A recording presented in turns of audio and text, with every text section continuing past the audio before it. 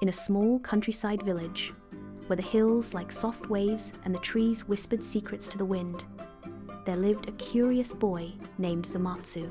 He was 10 years old, with wild black hair, a pocket full of ideas, and a dream bigger than his house.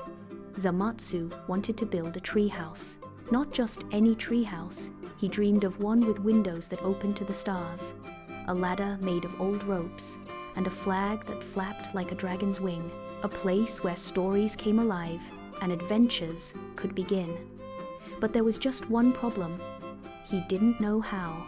Every day after school, Zamatsu would sit under a large zelkova tree at the edge of the village.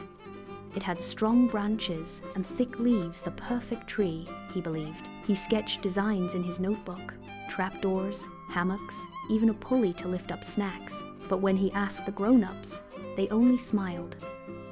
"Tree houses are for builders," said the carpenter. "You'll fall and break your arm," said his aunt. "Too high, too risky," said his grandfather. Still, Zamatsu didn't give up. He read library books, watched how birds built nests, and even practiced hammering nails into old crates behind his house. The tree house began to grow, not in the tree, but in his heart. One day, while gathering scrap wood, Zamatsu met a quiet girl named Yui. She had a wooden leg and carried a backpack full of string, buttons, and tools. "What are you building?" she asked. "A tree house," Zamatsu replied, "but I don't have enough wood or help." Yui smiled. "I can help. I build kites and wind traps. My brother taught me before he moved away."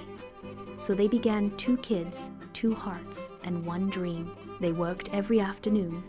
They tied ropes, sawed planks, and built a ladder step by step. Zamatsu would climb, and Yui would hold the base steady. They gathered discarded wood, tied old rope into ladders, and carefully shaped the first platform. Their laughter rang like bird song through the trees. Children began to watch. Some offered help. Even the adults began to nod in quiet approval. But just when the treehouse was halfway built, the sky turned dark. Zamatsu ran to the tree, his heart racing. Yui was already there, trying to cover the planks with an old tarp. The wind is too strong, the branches groaned, the ropes whipped and snapped. One of the half-built walls fell with a crash, and the canvas roof tore in 2. "We'll lose everything," Zamatsu cried, rain soaking his face. Yui grabbed his hand. "Then we'll build it again, better." By morning, the storm was gone, but the damage was clear.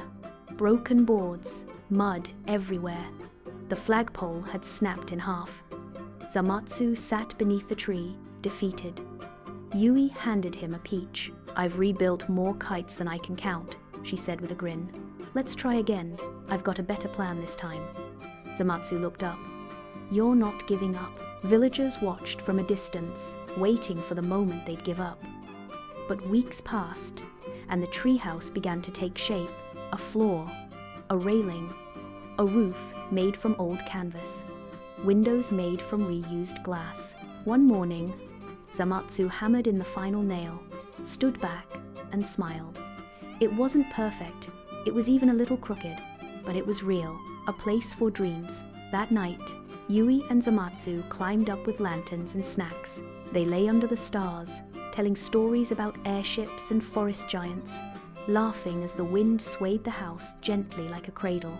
And for the first time, the villagers below looked up, not with doubt, but with quiet awe. The next day, other kids came by with hammers and dreams of their own. The treehouse had become more than wood and rope. It had become a symbol of courage, friendship, and never giving up.